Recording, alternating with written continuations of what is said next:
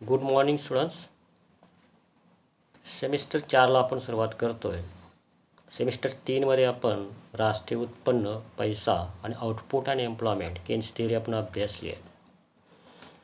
तर यानंतर जागतिक लेवलला ज्या समस्या उद्भवतात त्या समस्यांचा अभ्यास आपण करणार आहोत. गेल्या सेमिस्टरला आपल्या पेपरचं नाव होतं स्थूल अर्थशास्त्र. या सेमिस्टरला आपल्या पेपरचं नाव आहे स्थूल अर्थशास्त्रच. पेपर नंबर 3 आता झाला तो पेपर नंबर 5. आता या मॅक्रो इकॉनॉमिक्स म्हणजे एका व्यक्तीचा अभ्यास करत नाही तर टोटल समाजाचा अभ्यास करतं आणि जागतिक अर्थव्यवस्थेचा अभ्यास करतं. तर जागतिक लेवलवरती कोणत्या समस्या आहेत याची मांडणी अर्थशास्त्रात केली जाते. यातली पहिली समस्या जी सोडवावी लागते ती समस्या म्हणजे तेजी मंदीचे चक्रे किंवा व्यापार चक्रे. तर व्यापार चक्रे ही जागतिक लेवलवरती निर्माण होतात आणि प्रत्येक देशाला ते नियंत्रित करण्याचे नियम तयार करावे लागतात आणि त्यानुसार वागावं लागतं. पण व्यापार चक्रे हे एका देशालाच व्यापत नाही तर सर्व जागतिक अर्थव्यवस्थेला व्यापते. त्यामुळे स्थूल अर्थशास्त्रात या व्यापार चक्रांचा समावेश केला जातो आणि त्याचा अभ्यासही केला जातो. आज आपण तीच जागतिक समस्येचा पूर्णतः अभ्यास करणार आहोत. आता सुरुवातीस मी मांडलं आहे तुमच्यापुढे व्यापार चक्र. इथं मी मांडलं आहे व्यापार चक्र. तर व्यापार चक्र पाहण्या अगोदर फक्त व्यापाराचा आपण विचार करू. व्यापार म्हणजे काय तर वस्तूंची देवाणघेवाण किंवा वस्तूची खरेदी विक्री म्हणजेच व्यापार होय.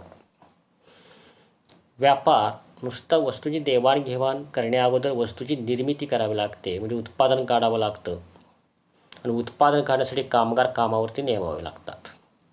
म्हणजे उत्पादन आणि रोजगार वाढला असेल तर व्यापार वाढेल आणि उत्पादन रोजगार कमी झाला असेल तर व्यापार कमी होईल. या उलट व्यापार वाढला की उत्पादन रोजगार वाढेल, व्यापार कमी झाला तर उत्पादन रोजगार कमी होईल.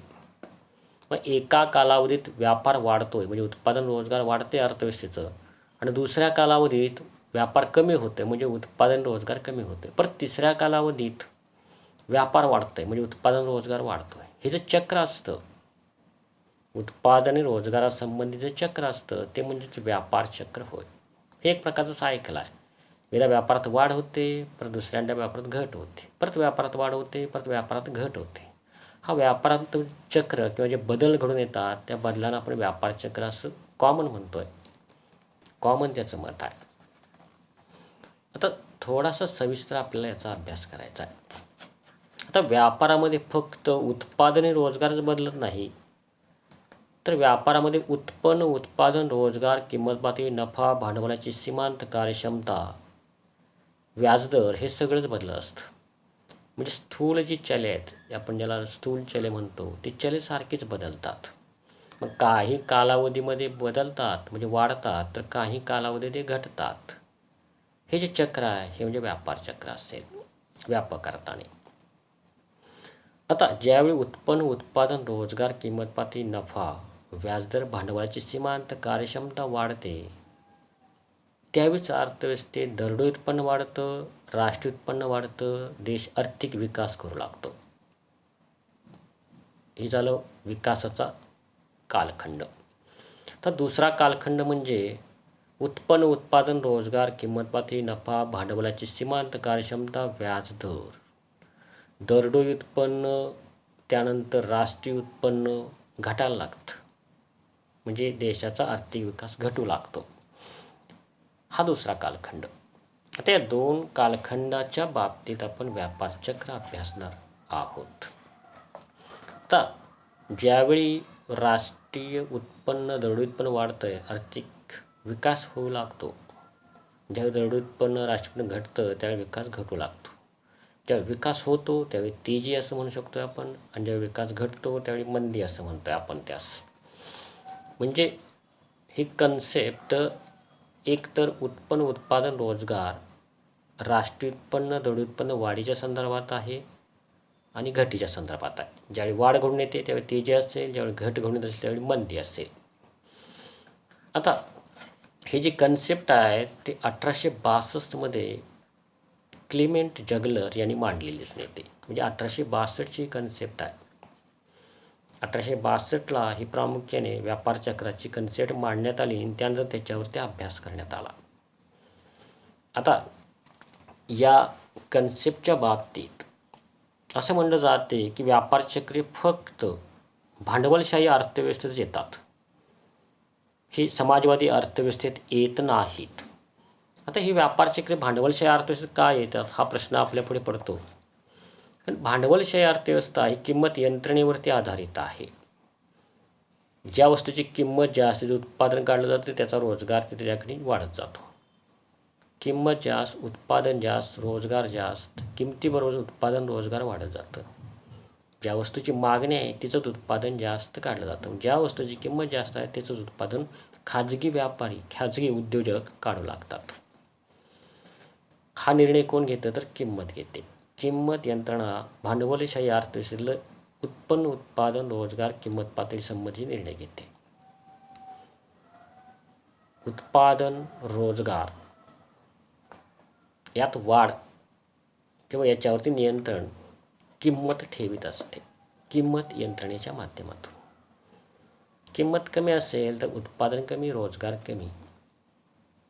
हा भांडवलशाही अर्थव्यवस्थेचा नियम आहे. तर त्याबाबतीत विचार केला तर किंमत यंत्रणा ही पूर्णतः मानसिक प्रवृत्ती आहे. व्यक्तीला वाटलं वस्तू खरेदी करायची आहे तर व्यक्ती वस्तू खरेदी करते. मग ज्या वस्तू व्यक्ती खरेदी करत असते त्याच वस्तूंच्या किमती वाढायला लागतात आणि किंमत वाढली की उद्योजक निर्णय घेतो की त्या वस्तूचं उत्पादन वाढवावं लागेल, रोजगार वाढवावा लागेल. ज्या वस्तूची मागणी कमी आहे,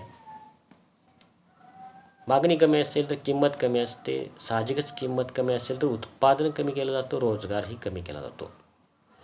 म्हणजे किंमत यंत्रणेवरती अवलंबून आहे की उत्पादन कशाचं काढायचं आहे, किती काढायचं आहे आणि कोणामध्ये विभाजन करायचं आहे, हे किंमत यंत्रणेवरती अवलंबून राहतो. आणि किंमत यंत्रणा ही पूर्णतः व्यक्तीच्या प्रवृत्तीवरती, समाजाच्या प्रवृत्तीवरती अवलंबून आहे. त्यामुळेच भांडवलशाही अर्थव्यवस्थेत व्यापार चक्र येताना दिसून येतात, पण समाजवादी अर्थव्यवस्थेत व्यापार चक्र येताना दिसून येत नाहीत.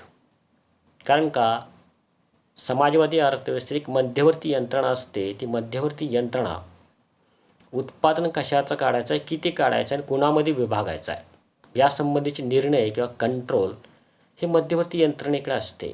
त्यामुळे समाजवादी अर्थव्यवस्थेत व्यापार चक्रे येत नाहीत. हे प्रमुख कारण व्यापार चक्रे येणे आणि न येणे यावरती अवलंबून आहे. आता थोडासा आपल्याला विचार करायचा आहे की ज्या कालखंडात उत्पन्न, उत्पादन, रोजगार, किंमत पातळी वाढते आणि देश आर्थिक विकास करतो त्यास जे असं म्हटलं जातं. याउलट ज्या कालखंडात उत्पन्न, उत्पादन, रोजगार, किंमत पातळी, नफा, भांडवलाची सीमांत कार्यक्षमता ही आर्थिक चले घटायला लागतात, आर्थिक विकास मंदावतो, त्याला मंदी असं म्हणतो. आणि ही दोन कालावधी सारखी फिरून येतात म्हणून त्याला आपण चक्र म्हणतोय. म्हणजे व्यापार चक्र म्हणजे काय, तेजीनंतर मंदी, मंदीनंतर परत तेजी, परत तेजीनंतर मंदी, हे जे व्यापारामध्ये बदल घडून येतात या बदलांनाच आपण व्यापार चक्र असं म्हणतोय. ही जरी कॉमन व्याख्या. तर शास्त्रीय दृष्टिकोनातून जरा आपण व्यापार चक्राचा अभ्यास करणार आहोत. तर सुरुवातीस प्राध्यापक हॅबलर यांनी व्यापार चक्राची व्याख्या दिलेली आहे. ते म्हणतात व्यापारातील वाढ. आता व्यापारात वाढ म्हणजे कोणती, तर देशात उत्पन्न, उत्पादन, रोजगार, किंमत पातळी वाढायला लागलेली आहे. दरोडे उत्पन्न वाढायला लागले, राष्ट्रीय उत्पन्न वाढायला लागले म्हणजे व्यापारातील वाढ. किंवा व्यापारातील घट म्हणजेच काय असणार, उत्पन्न, उत्पादन, रोजगार, किंमत पातळी, दरोडे उत्पन्न, राष्ट्रीय उत्पन्न घटायला लागलेलं आहे. त्याच्या पुढे अथवा लाभ किंवा हानी. आता लाभ म्हणजेच कोणता, तर देशात लाभ कधी होईल, ज्यावेळी देशातलं उत्पादन वाढेल, रोजगार वाढेल. उत्पन्न, उत्पादन, रोजगार, नफा वाढतोय म्हणजे देशाचा लाभ होतोय. किंवा हानी. हानी म्हणजे कोणचं, देशाची हानी कधी होईल, ज्यावेळी देशातलं राष्ट्रीय उत्पन्न घटायला लागेल, म्हणजे उत्पादन, रोजगार, किमती नफा घाटायला लागलेला आहे म्हणजे हानी. या संबंधीच्या कालावधीतील बदलांना एक उत्पन्न उत्पादन रोजगार वाढतोय हा कालावधी, आणि दुसरा कालावधी म्हणजेच उत्पन्न उत्पादन रोजगार किंमतमध्ये घटते. या संबंधीच्या कालावधीतील बदल सारखे यात बदल घडून येतात. एकदा वाढतं एकदा कमी होते. या बदलांनाच आपण काय म्हणतोय तर व्यापार चक्र असं म्हणतोय. असं हॅबलर यांनी मत मांडलं आहे. म्हणजे देशाचा विकास काही कालावधीत होतोय, देशाचा विकास काही कालावधी मंदावतोय. हे जे चक्राकार चालू असतो बदल, हे चक्राकार बदलांना म्हणजे विशिष्ट कालावधीत हे जे बदल घडून येतात, विशिष्ट कालावधीत अर्थव्यवस्थेचा विकास घडून येतो, विशिष्ट कालावधीत अर्थव्यवस्थेचा विकास मंदावतो. हे जे सतत फिरत असतं चक्र, त्या चक्रांनाच आपण व्यापार चक्र असे म्हणतोय. हे प्राध्यापक हॅबलर यांची व्याख्या सांगते. तर दुसरी जी व्याख्या आहे ती म्हणजे केन्स यांनी मांडली. केन्स म्हणतात चांगल्या व्यापाराचा कालखंड. आता अर्थव्यवस्थेत चांगला व्यापार म्हणजे कोणता, की अर्थव्यवस्थेतलं उत्पन्न उत्पादन रोजगार किंमत पातळी नफा हे सगळं वाढलेलं आहे, म्हणजे चांगल्या व्यापाराचा कालखंड आहे. सर्वांना रोजगार मिळाला आहे, सर्वांना उत्पन्न मिळायला लागले, आणि देशाचं राष्ट्रीय उत्पन्न पण वाढलं आहे आणि दरडोई उत्पन्न पण वाढले, आणि देशाचा ग्रोथ रेट म्हणजे आर्थिक विकास पण व्हायला लागला आहे. हा म्हणजे चांगल्या व्यापाराचा कालखंड. दुसरा म्हणजे वाईट व्यापाराचा कालखंड, ज्यात उत्पन्न उत्पादन रोजगार किंमत पातळी नफा घटायला लागलेली आहे. देशाचं दरडोई उत्पन्न आणि राष्ट्रीय उत्पन्न घटायला लागलेले, देशाचा विकास मंदावला आहे, म्हणजे वाईट व्यापाराचा कालखंड आहे. यांची आलटून पालटून म्हणजे काही कालावधीत चांगला व्यापाराचा कालखंड असते, दुसरा कालावधी म्हणजे वाईट व्यापाराचा कालखंड असते. दोघं कायम आलटून पालटून येतात. यालाच काय म्हणले त्यांनी, व्यापार चक्र होय. म्हणजे आर्थिक विकास एका कालावधीत होतोय, दुसऱ्या कालावधीत आर्थिक विकास घटतोय. हे जे कालावधी आहे ते आलटून पालटून यांची पुनरावृत्ती होतात. एकदा घटला की एकदा वाढतोय, वाढला की परत घटतोय, परत दुसऱ्यांदा वाढतोय. हे जे पुनरावर्तने घडून येतात या कालावधींची, यालाच आपण काय म्हणतोय तर व्यापार चक्र असं म्हणतोय, असे केन्स म्हणतात. तर शास्त्रीय दृष्टिकोनातून आपण सर्वसाधारणपणे हे व्यापार चक्र म्हणजे काय अभ्यासलेलं आहे. तर पुढचा जो विचार आपल्याला करायचा आहे तो म्हणजे हे जे व्यापार चक्र आहे ते व्यापार चक्रांची काही वैशिष्ट्ये आहेत. आता पण आपण जे इंट्रोडक्शन अभ्यासलं, ज्या काही व्याख्या अभ्यासल्या आपण, त्या व्याख्येच्यामधून व्यापार चक्राची वैशिष्ट्य आपल्यासमोर दिसतात. त्यातलीच काही वैशिष्ट्य आपण या ठिकाणी अभ्यासणार आहोत. तर व्यापार चक्रचं पहिलं वैशिष्ट्य आहे ते म्हणजे निश्चित कालावधी आहे. व्यापार चक्र हे अनिश्चित कालावधीत नसतात. एक व्यापार चक्रामध्ये पहिली स्टेज म्हणजे तेजी आली तर कायमस्वरूपी तेजीच असत नाही, तर काही कालावधीनंतर मंदी येते, म्हणजे तेजीचा निश्चित असा कालावधी आहे. किंवा मंदी आली तर मंदी ही कायमस्वरूपी असत नाही, तर मंदी ही ठराविक कालानंतर संपणारी असते, म्हणजे मंदीचाही निश्चित कालावधी आहे. म्हणजे व्यापार चक्राचा निश्चित असा कालावधी असतो. तर पाठीमागचं जर स्लाईड बघितली आपण तर त्यात दिसेल की पहिलं जे व्यापार चक्र आहे ते किचन व्यापार चक्र, याचा निश्चित कालावधी आहे. तो किती वर्षाचा कालावधी, 3 ते 4 वर्षाचा कालावधी असतो.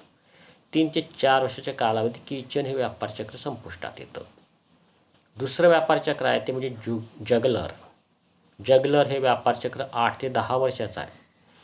8 ते 10 वर्षाचा कालावधी आहे. 8 ते 10 वर्षानंतर हे संपुष्टात येतं. त्यानंतर पुढचं कजनेट व्यापार चक्र आहे. कजनेट व्यापार चक्र 15 ते 20 वर्षाचं आहे, याचाही निश्चित कालावधी आहे. त्याच्यानंतर सर्वात मोठं व्यापार चक्र म्हणजे कोनरॅटिव्ह, याचं 40 ते 50 वर्षाचा कालावधी आहे. म्हणजे दीर्घ कालावधीचं कोनरॅटिव्ह आहे आणि अल्प कालावधीचं किचन आहे. यावरून आपल्याला समजू शकतो की व्यापार चक्राचं वैशिष्ट्य म्हणजेच व्यापार चक्राला निश्चित असा कालावधी असतो.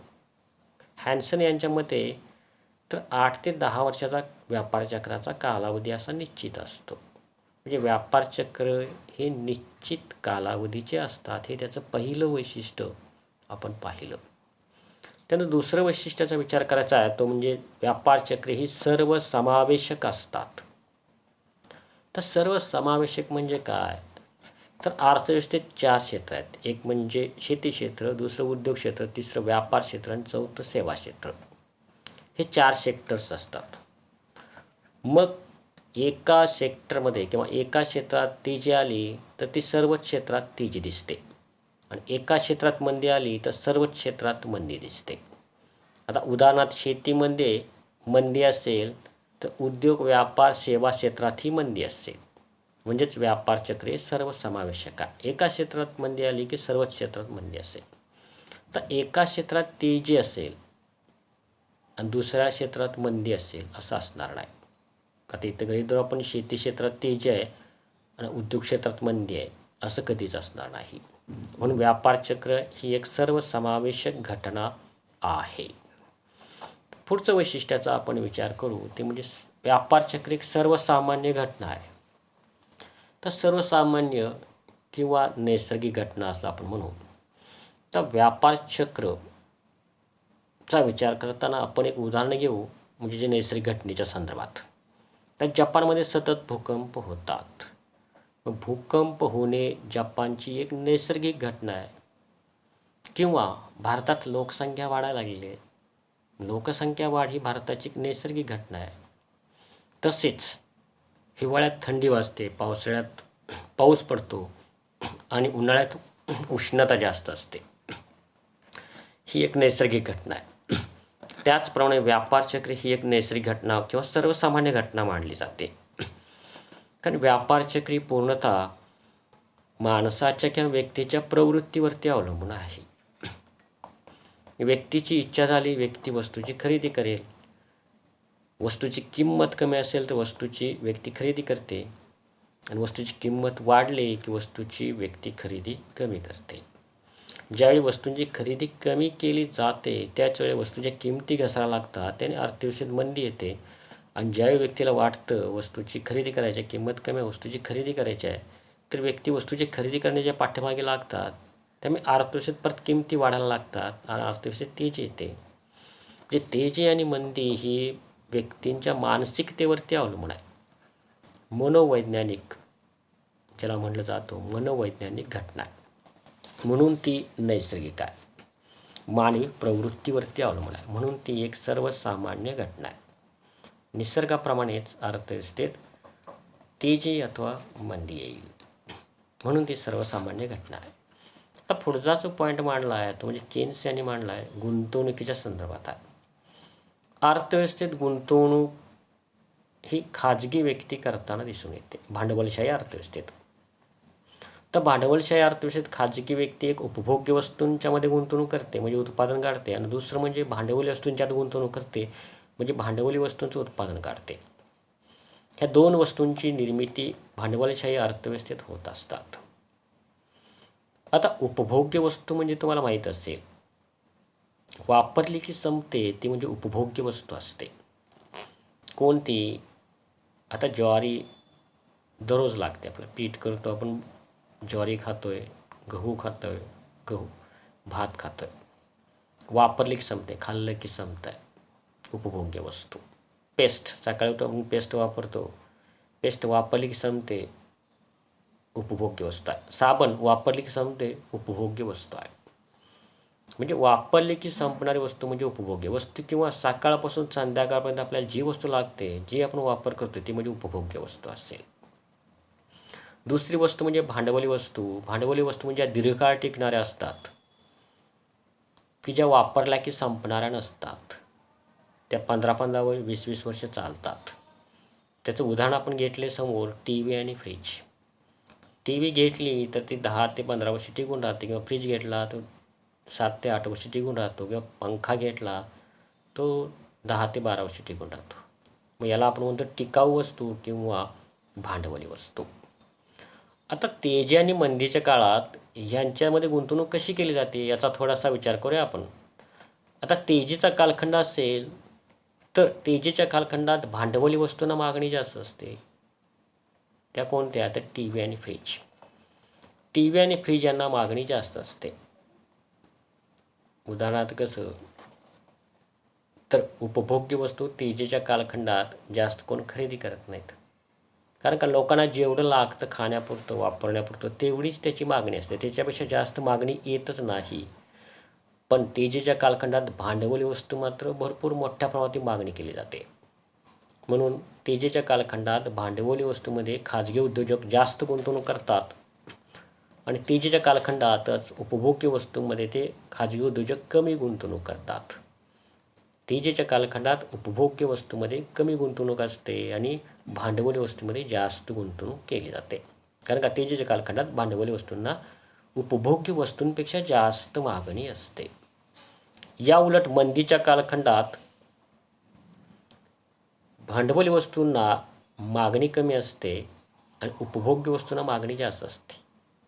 कारण मानवी जीवन चालवायचं असेल किंवा जगायचं असेल तर उपभोग्य वस्तू लागतातच.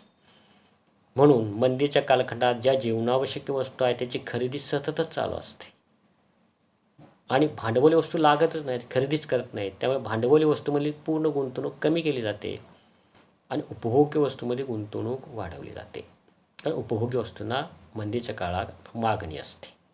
त्यामुळे मंदीच्या काळात उपभोग्य वस्तूमध्ये जास्त गुंतवणूक केली जाते आणि भांडवली वस्तूमध्ये कमी गुंतवणूक केली जाते. ही एक व्यापार चक्राचं वैशिष्ट्य असलेलं दिसून येतं.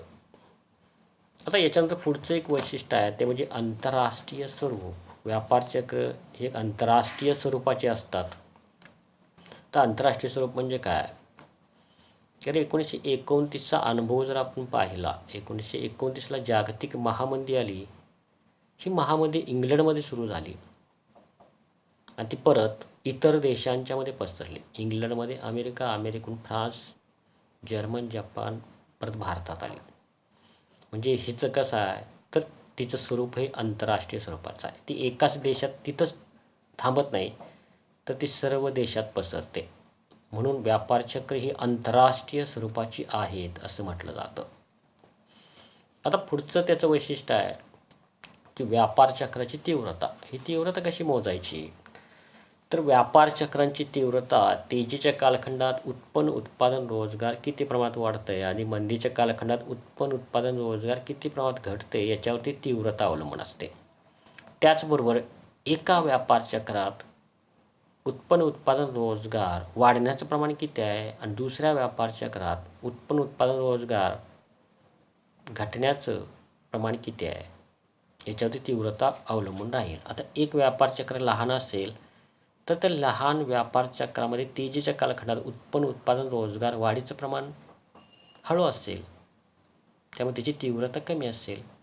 पण त्याच व्यापार चक्रात उत्पन्न, उत्पादन, रोजगार मंदीच्या काळात घसरण्याची प्रमाण कमी असेल किंवा उत्पन्न, उत्पादन, रोजगार याची वाढीचं किमती घेतल्या तर जास्त असतील आणि उत्पन्न, उत्पादन, रोजगार याची घटण्याची किमती घेतल्या तर जास्त असतील. म्हणजे मोठं व्यापार चक्र असेल तर उत्पन्न, उत्पादन, रोजगार यांच्या किमती जास्त असतील वाढण्याच्या आणि घटण्याच्या. मोठं व्यापार चक्राची तीव्रता जास्त असेल आणि कमी व्यापार चक्राची तीव्रताही कमी असेल. म्हणजे प्रत्येक व्यापार चक्राची तीव्रता ही वेगवेगळी असते. लहान व्यापार चक्र असेल तर त्याची तीव्रता कमी असेल, मोठं व्यापार चक्र असेल तर त्याची तीव्रताही जास्त असेल आणि तीव्रता ही आपल्याला उत्पन्न, उत्पादन, रोजगारावरून मोजता येते. आता पाठीमागच्या स्लाईडमध्ये आपण बघितलं आहे किचन, जगलर, कॉन्ट्रॅक्टिव्ह याच्यामध्ये जी तीव्रता असेल ते लहान व्यापार चक्र किचन याच्यामध्ये तीव्रता कमी असेल आणि मोठं व्यापार चक्र असेल तर त्याची तीव्रता जास्त असेल. कझनेट व्यापार चक्र तीव्रता जास्त असेल, कॉन्ट्रॅक्टिव्ह असेल तीव्रता जास्त असेल. ज्याची तीव्रता जास्त ते अर्थव्यवस्थेत मोठ्या प्रमाणावरती परिणाम करून जातं. अर्थव्यवस्थेतील उद्योग, व्यापार, सेवा क्षेत्र याच्यावरती मोठ्या प्रमाणावरती परिणाम होत असतील तर त्या व्यापार चक्राची तीव्रता जास्त आहे असं म्हटलं जातं.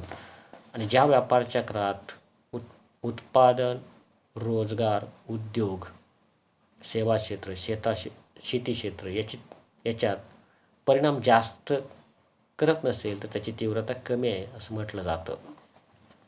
तर व्यापार चक्राचं पुढचं वैशिष्ट्य आपण विचारात घेऊ ते म्हणजे व्यापार चक्र तरंग लहरीसारखे दिसतात. तरंग लहरी म्हणजे काय? आपण पाहतो की पाण्यात खडा टाकला की त्यातून लहर निर्माण होते. त्याच पद्धतीने व्यापार चक्रामध्ये एक लहरी असतात. त्या लहरी आपण मोजते कशावरून? तर लहरी आपण त्यांच्या व्हॅल्यूज किंवा किमतींवरून मोजत असतो.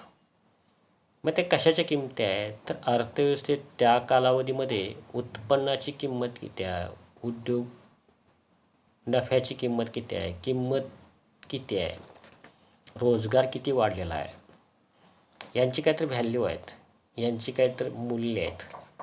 ती मूल्ये घेतली आणि त्याचा अभ्यास केला आणि त्याचा ग्राफ काढला तर तो ग्राफ हा तरंग लहरीसारखा दिसतो किंवा समुद्रातील लाटेसारखा दिसतो.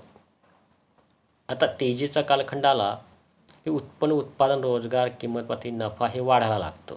म्हणजे उंचवटा निर्माण होते. वाढ घेतली आपण, त्याचा नकाशा काढला तर एक प्रकारचा उंचवटा निर्माण होतो आहे. आणि मंदी घेतली तर उत्पन्न, उत्पादन, रोजगार घटायला लागला असतो. म्हणजे तो काय होतो, तो जो वाढ आहे, मूल्य घेतली की ती घटताना दिसून येतात. ह्याचा एक नकाशा आहे, पुढे मी घेतला आहे. तो नकाशाचा विचार करून मग त्याच्यावर आपल्याला निश्चित समजेल. तर या ठिकाणी पी पॉईंट घेतला तर पी पॉईंटपासून आपण जर बघितलं वरती तर मूल्यानुसार वाढताना दिसून येते. पीपासून पॉईंट घेतला, उत्पन्न, उत्पादन, रोजगार, किंमत पातळी, नफा ही जसजशी वाढत जाईल तसतशी एक प्रकारची उंचवटा तयार होतो आहे, जो तेजीपर्यंत जातो आहे. या म्हणजे ज्याला काय म्हणतो आपण, उत्पन्न, उत्पादन, रोजगार, किंमत पातळी, नफा वाढत आहे, त्यामुळे उंचवटा निर्माण झालेला आहे. पण ठराविक कालानंतर ते उत्पन्न, उत्पादन, रोजगार, किंमत पातळी, नफा घटायला लागतो. म्हणजे एक प्रकारची दरी निर्माण होते. ज्यावेळी चलांच्या किमती वाढतात त्यावेळी एक प्रकारची लाट तयार होते आणि ज्यावेळी घटतं आहे उत्पन्न, उत्पादन, रोजगार घटायला लागतो त्यावेळी दरी तयार होते. जे टेकडी किंवा डोंगर आणि दरी हा शेप उत्पन्न, उत्पादन, रोजगारांच्या किमती घेतल्यानंतर एक नकाशा काढला की निर्माण होतं आहे. म्हणजे उत्पन्न, उत्पादन, रोजगार यातील बदल काही कालावधीत जास्त होतात, म्हणजे त्यांच्या किमती वाढतात, त्यावेळी तेजीचा टेकड दिसतो आहे. आणि ज्यावेळी ज्या कालावधीत उत्पन्न, उत्पादन, रोजगार घटायला लागतो ते खोलगटपणा जाणवतो आहे, म्हणजे दरीसारखा शेप तयार होतो आहे त्या मूल्यांचा, त्यास मंदी असं म्हणतो आहे. म्हणजेच व्यापार चक्रे ही कशी असतात, तर व्यापार चक्र ही तरंग लहरीसारखे असतात. त्यांचा मॅप घेतला, नकाशा घेतला तर तरंग लहरी किंवा समुद्रातील लाटेसारखे असतात. काही कालावधीत उंचवट्या निर्माण होतात, काही कालावधीत खोलगटपणा जाणवतो आहे. आणि हे सतत असं राहतं, समुद्रातील लाटेसारखे सतत असं राहतं. म्हणून व्यापार चक्रेचं वैशिष्ट्य सांगितलं जातं की तरंग लहरीसारखे असतात किंवा समुद्रातील लाटेसारखे दिसतात.